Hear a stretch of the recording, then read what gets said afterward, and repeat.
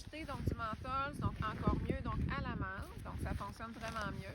On a une bouteille donc de Pepsi Diète qui est froide, vraiment froide. Je l'ai mis un petit bout de temps au congélateur. Puis il y en a une qui est un petit peu plus chaude, donc à température pièce. Je l'ai fait chauffer quelques secondes au micro-ondes, mais j'avais peur de la faire trop chauffer. Fait qu'en tout cas, on va y aller comme ça. Je vais faire jouer donc dans le fond deux facteurs. Donc là, on va jouer avec la température. Donc température plus froide, la réaction est censée donc être moins grande. Température plus chaude, on avait vu que quand la température augmente, la vitesse de réaction donc aussi donc, va augmenter. Donc le geyser qui va être produit est censé donc être plus gros lorsque le Pepsi Diète donc est chaud. Ensuite de ça, on va jouer avec la concentration. Dans mon Pepsi donc Diète froid, en plus, je vais mettre juste un menthol. Un menthol, bon, on va y aller avec deux. Là. On va y aller donc avec deux petits menthols. Donc, j'essaie d'aller m'en chercher un dans mes poches. Donc, on va y aller avec deux.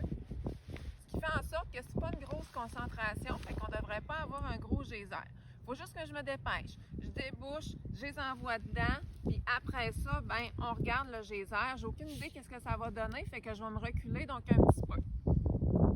On y va donc avec deux, comme ça ici. Fait que la réaction finalement donc se fait. Donc on voit que le CO2 qui est emprisonné donc dans le Pepsi, ben commence à réagir. Donc la réaction donc se fait. On a beaucoup plus, on va le brasser un petit peu, oups, un peu trop.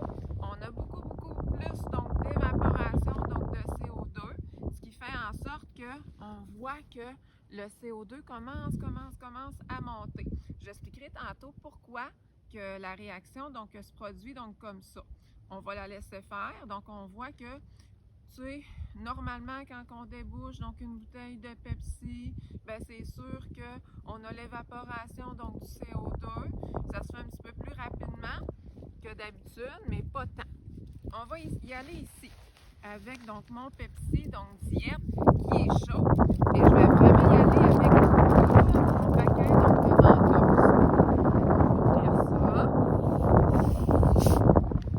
Augmentation dans le fond de la température. Je vais y aller avec tout mon paquet au complet. Fait que ma réaction est vraiment donc plus intense. Donc j'ai même pas eu le temps de toutes les mettre.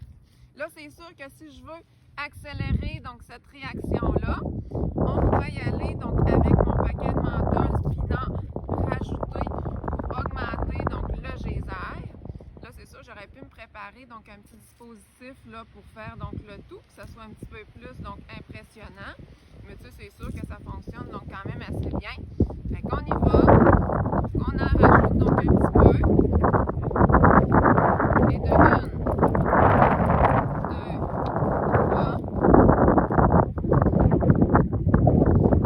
trois, quatre.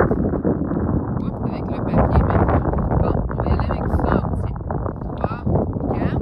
On peut en rajouter. Fait qu'on voit que même si on en rajoute, si la température, ben c'est sûr, est froide, la réaction, donc elle est vraiment donc moins importante. Ça, c'est sûr, comparativement finalement ici, que, ben c'est sûr, je vais être obligée de laver mon manteau, que la réaction était vraiment plus spontanée. Une petite explication maintenant, donc avec la réaction donc Coke Menthol.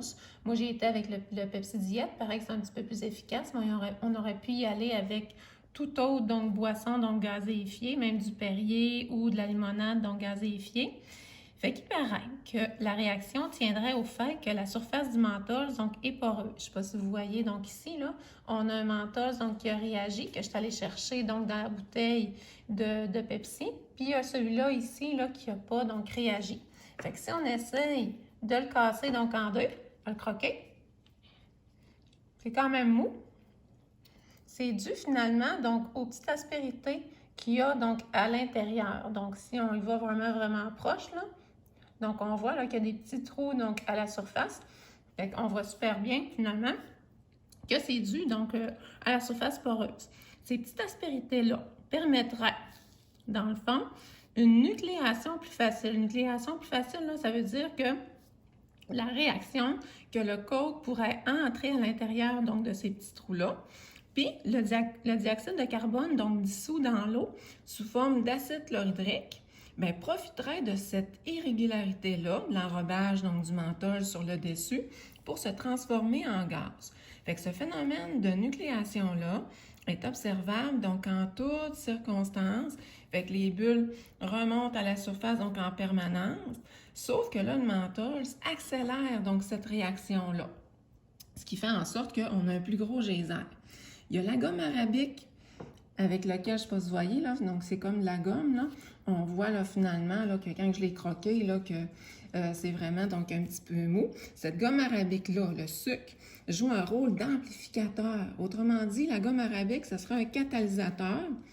Elle réduirait la tension donc superficielle donc, du soda, permettant au CO2 de mieux se libérer puis de provoquer donc un gros geyser. Le saccharose, le glucose, des sucres, donc serait un bon substitut donc au menthol. On pourrait essayer ça donc avec d'autres dans le fond catalyseurs que le menthol.